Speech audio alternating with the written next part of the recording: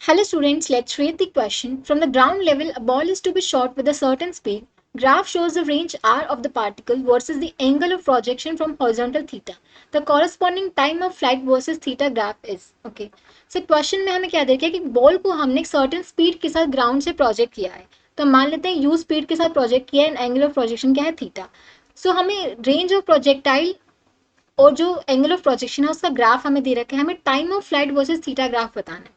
ठीक है. सो मान लो हमने किसी पार्टिकल को ऐसे यू स्पीड के साथ ऐसे थ्रो किया है making an angle theta with the horizontal axis. तो ऐसा कुछ उसका पाथ होगा. ठीक है. ये हमारी एक्स एक्सिस है, दिस इज वाई एक्सिस. जो थीटा है हमारा कहाँ से कहाँ तक वेरी करेगा, 0 से 90 डिग्री तक, 0 to 90 डिग्री. ठीक है. ऐसे 0 से 90 ऐसे वेरी करेगा. अब रेंज ऑफ प्रोजेक्टर का हमारे पास फॉर्मूला क्या होता है, u square sine 2 theta by जी.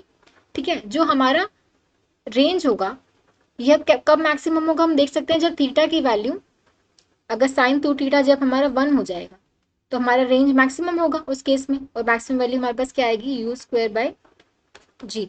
और उस केस में जो थीटा है हमारा क्या होना चाहिए, अब साइन 2 थीटा उस केस में क्या होगा, ये साइन 90 के इक्वल. ठीक है. तो 2 थीटा हमारा 90 के इक्वल होगा और थीटा हमारा क्या आ जाएगा 45 डिग्री. ठीक है. तो ये जो मैक्सिमम रेंज निकाल रखी है ये कब होगी, 45 डिग्री.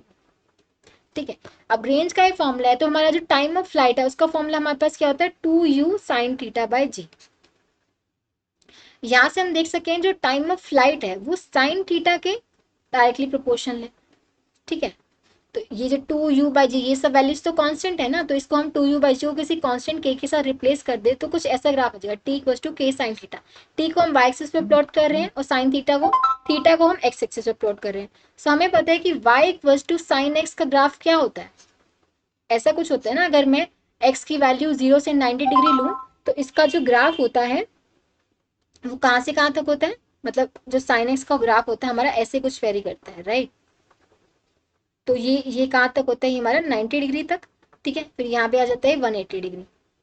ये होता है हमारा साइन थीटा का ग्राफ. ठीक है. तो ऐसा ही कुछ चाहिए हमें साइन थीटा का ग्राफ, ही साइन थीटा के प्रोपोर्शन है ना, साइन थीटा का कुछ ग्राफ आएगा तो ये 90 डिग्री तक जो ग्राफ आएगा वो कैसा आएगा, यहाँ तक आएगा सिर्फ ऐसे.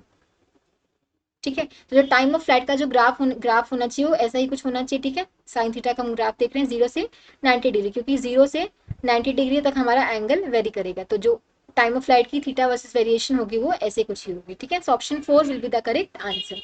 आई होप आप सबको समझ आया होगा. Thank you so much.